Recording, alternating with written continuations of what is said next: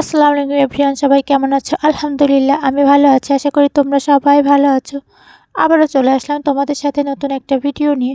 আসলে এই যে ফুলটা তোমরা দেখতে পাচ্ছ, এটা হচ্ছে মিষ্টি আলুর ফুল। আমি এর আগে কখনো মিষ্টি আলুর ফুল দেখিনি। ভাবলাম তোমরাও যদি কেউ না দেখে থাকো এই জন্য শেয়ার করলাম। তোমরা সবাই এই ফুলটাকে দেখে নিতে পারো। এটা হচ্ছে মিষ্টি আলুর ফুল।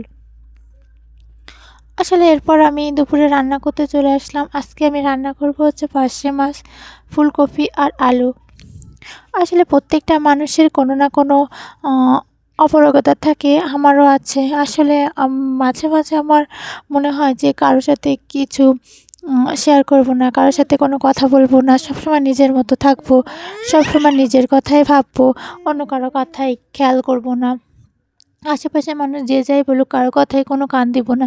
কিন্তু জানি না কেন, মানে এরকম হয় যে কারোর সাথে কোনো কিছু শেয়ার করতে ভালো লাগে না। মনে হয় যে কাউকে আশেপাশে আর তেমন আগের মতো ভালো লাগে না। আসলে আমার নিজেরও একটা ছোট বাচ্চা আছে, বাচ্চাটার জন্যই সব কিছু স্যাক্রিফাইস করা, ওর জন্যই আসলে সব কিছু করি। যে আসলে আমি যদি সারাদিন কোনো কিছু না করি, আমার সম্পূর্ণ কষ্টটা, সম্পূর্ণ চাপটা আমার বাচ্চার উপর দিয়েই যায়। এই জন্য নিজের উপর রাগ করলেও, অন্যের উপর রাগ করলেও সেই রাগটাকে কন্ট্রোল করে সবসময় নিজের ভিতর রাখি।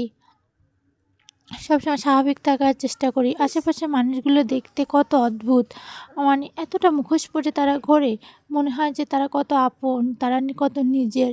আসলে ভিতর থেকে তারা যে কত তারা কিভাবে ষড়যন্ত্র করে আমি কল্পনাও করতে পারি না।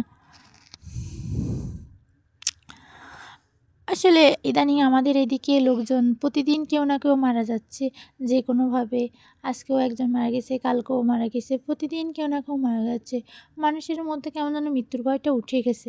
যারা মারা যাচ্ছে তারা তো যাচ্ছে, কিন্তু যারা বেঁচে থাকতেছে তাদের মধ্য থেকে তাদের দেখলেই আমার মনে হয় যে তাদের ব্যবহার, তাদের কথা শুনলে মনে হয় যেন তাদের ভিতর কোনো মৃত্যুর ভয় নেই। যে আশেপাশে তো মানুষ মারা যাচ্ছে কিংবা কিছু হচ্ছে, তাতেও তাদের কিছু আসে যায় না।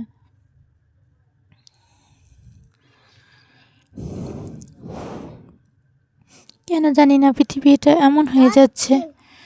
ইনশাল্লাহ একদিনের অবস্থার পরিবর্তন হবে, সব কিছু ঠিক হয়ে যাবে যখন ঈসা আলাইহিস সালাম, ইমাম মাহদী পৃথিবীতে আসবে। পৃথিবীর এই নিকৃষ্ট মানুষগুলো থেকে মানুষ পরিত্রাণ পাবে।